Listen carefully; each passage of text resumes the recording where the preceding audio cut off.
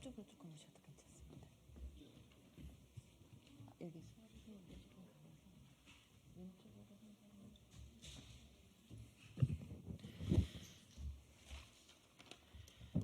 네, 진보당 대변인 손솔입니다. 태영건설 워크아웃 신청 후로 건설사를 어떻게 살릴지 논의는 많습니다. 그러나 그 태영건설 현장의 건설 노동자들이 임금을 못 받고 있다는 것은 당사자들이 호소하기 전까지 알려지지도 않았습니다. 오늘 건설 노동자들이 국회로 와 상황을 말씀드리고 태영건설 현장 노동자들의 임금체불 문제 해결을 촉구합니다. 건설사의 존폐만이 아니라 임금을 떼인 노동자들의 삶에 주목해 주시길 부탁드립니다. 태영건설 관련 논의에 응당, 체불임금 문제도 이야기되어야 합니다. 이 문제를 해결하는 것이야말로 진짜 민생입니다. 오늘 기자회견은 두 분의 발언으로 진행하고자 합니다. 순서대로 박철민 팀장님 그리고 공문배 팀장님의 발언이 있겠습니다. 발언문은 뒤쪽에 보도자료 출력해서 뽑아두었으니 참고 바랍니다. 네, 먼저 박철민 팀장님 발언 모시겠습니다. 네, 안녕하십니까. 저는 중랑구 상봉동의 청년주택 태영건설에서 근무하고 있는 철근 노동자 박철민입니다. 건설 현장에서는 임금 유보 정책이라는 게 있습니다. 그걸 일명 저희는 스매끼리라고 부릅니다. 건설 현장에서 스매끼리로 인해 건설 노동자들은 생계를 위협받고 있습니다. 보통의 경우 임금은 노동을 제공한 달에 받는 것이 일반적이지만 건설 현장은 노동을 제공한 달이 아닌 그 다음 달이나 그 이후에 임금을 지급하는 것이 관행화된 지 오래입니다. 예를 들면 임금 정산일이 월 말일 경우 11월 1일에서 11월 30일까지 일한 대가를 그달에 받는 것이 보편적인데 유독 건설 현장만 12월 중하순이나 그 해를 넘어가고 있습니다. 그것도 그나마 저희 노조니까 가능한 일입니다. 비노조인 일반 노동자들은 한 달은 기본이고 두 달, 세 달 임금 유보로 인해서 생활고에 시달리고 있습니다. 건설 자본 국가 권력에 의해 임금 체불이 묵인되고 관행화된 것입니다. 원인은 건설 현장의 구조적인 관행이 임금 체불을 낳고 있습니다. 발주자로부터 받은 공사대금이 원도급자 태영건설로부터 하도급자 골조 전문 건설업체에게 채무 이행의 대가로 지급되고 하도급자는 자재나 장비업자에게 자재 및 장비대금, 노동자에게는 급여를 지급하는 구조가 일반적입니다. 원도급자의 부도, 파산 등의 사유로 하도급 공사대금이 체불되는 사례가 있는데 태영건설이 여기에 해당됩니다. 원도급자의 문제로 인해 노동자의 임금 체불과 자재 및 장비대금 체불이 발생하는 것입니다. 영하에 혹한 게 죽도록 일만 한 건설 노동자들은 열심히 일한 죄밖에 없는데 원도급자의 경영상태 문제로 인해 공사대급 지급, 지연 혹은 어음이 남발되어 임금이 제때 지급되지 않는 것입니다. 이러한 구조적인 문제가 발생되지 않도록 정치권에서 관심을 갖고 관련법이 개정되길 촉구합니다. 아니, 10분의 1, 100분의 1이라도 관심을 갖고 있다면 태영건설뿐만 아니라 건설 현장의 임금 체불 관행이 사라졌을 것입니다. 예를 들어 산업은행을 중심으로 한 채권단에서 지난 12월 18일 태영건설이 갚아야 할 채권 금액 400억 원에 대한 만기일을 12월 28일로 열흘 연장해 준 바가 있습니다. 왜 이렇게 연장을 해줬나 봤더니 12월 26일 새로 제정된 기업구조조정 촉진법이 공포 시행되었는데 이를 염두에 두고 열흘 연장해 준 것으로 보입니다. 기업구조조정 촉진법은 2001년 한시법으로 처음 제정되었지만 작년 2023년 10월 15일에 사라진 법이었습니다. 그런데 이 법이 태영건설이 워크아웃을 신청하기 이틀 전인 12월 26일에 국회에서 다시 부활되었습니다. 그리고 태영건설은 예정된 시나리오대로 12월 28일 워크아웃을 신청한 후 기업회생 절차에 들어가게 되었습니다. 좀 심하게 얘기하면 태영건설을 위해 법 하나가 부활되었다고 보입니다. 태영건설이 정상적인 워크아웃이 들어갈 수 있게 여건 야건 가릴 것 없이 모든 정치권과 은행, 증권사가 힘을 모았다고 보여집니다. 태영건설 워크아웃에 가진 관심만큼 태영건설에서 이 추운 한겨울에 서럽게 일하다가 임금도 제때 받지 못한 저희 건설 노동자들에게 따뜻한 관심을 기울여 주시길 다시 한번 거듭 당부드립니다.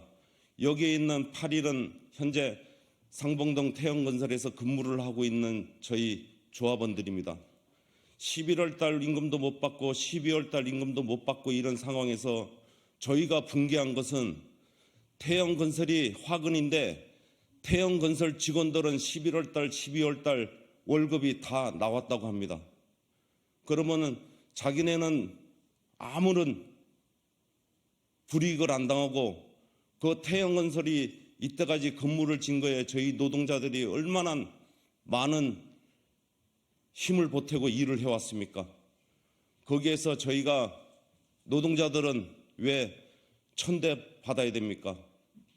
가정에서 한 가정의 가장으로 아들이자 아버지인 한 가족의 주체로서 한 달, 두 달 임금을 못 가져가면은 저희 노동자들은 은행에 이자를 내야 되고 빚 독촉에 시달리게 됩니다. 그런 것을 여러 기자님들 앞에 호소드립니다. 감사드립니다.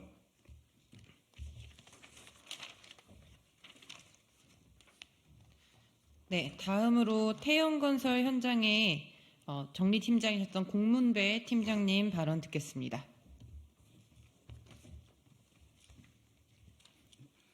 안녕하세요. 저는 상봉동 청년주택 태영건설 현장 노동자 공문배입니다. 태영건설 현장 대부분 현재 2달치 이상 급여가 체불되어 참 힘들고 험난한 생활을 하고 있습니다. 건설 노동자들은 투명인간이 아닙니다.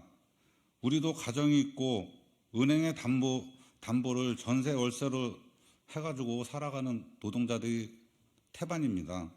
매달 갚아야 하는 신용카드 또 월세 그런 걸 임금 체불로 인해서 신용 불량이 되고 정말로 하루하루 살아가기가 정말 막막하고 힘든 나날이 되고 있습니다. 건설 노동자들은 신용이라는 것 자체가 매겨지지 않습니다. 소고기도 등급이 있고 물건에도 등급이 있는데 건설 노동자들에겐 신용 등급이라는 것 자체가 없습니다.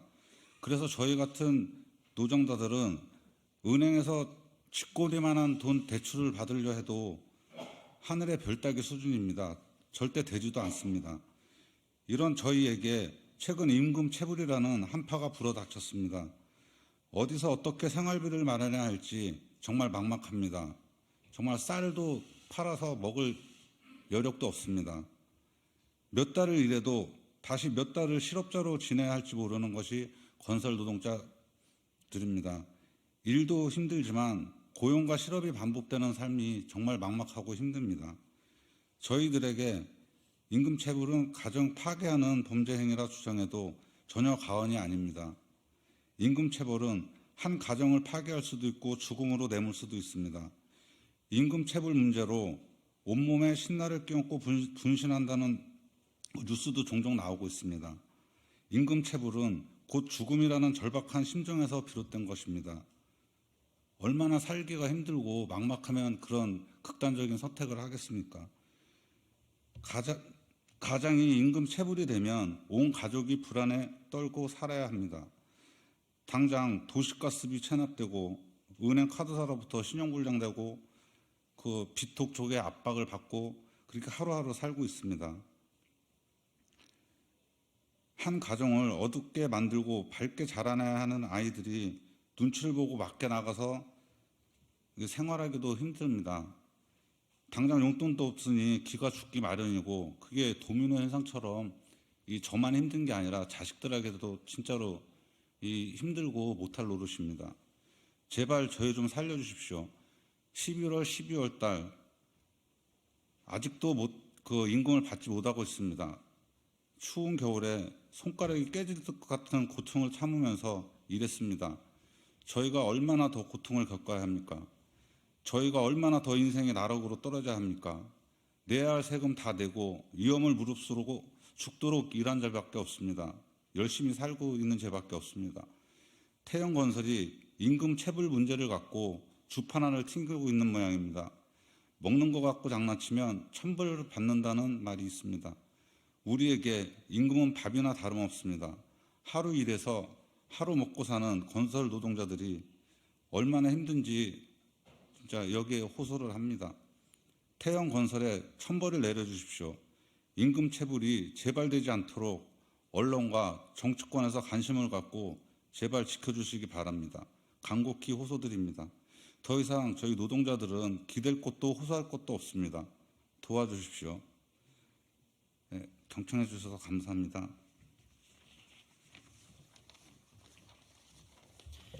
네, 태영건설 임금 체불 문제에 많은 보도를 부탁드립니다. 2달에 임금이 체불되어 있는 이 상황은 지금 결과 같이 너무나 혹독한 한파입니다. 윤석열 대통령도 체불임금은 형사적 범죄라고 했습니다. 국회에 찾아온 만큼 국회에서도 노력하고 체불임금 문제 해결될 수 있도록 호소하고 할 일을 제대로 해야 합니다. 네, 기자회견 이상 마치겠습니다. 감사합니다.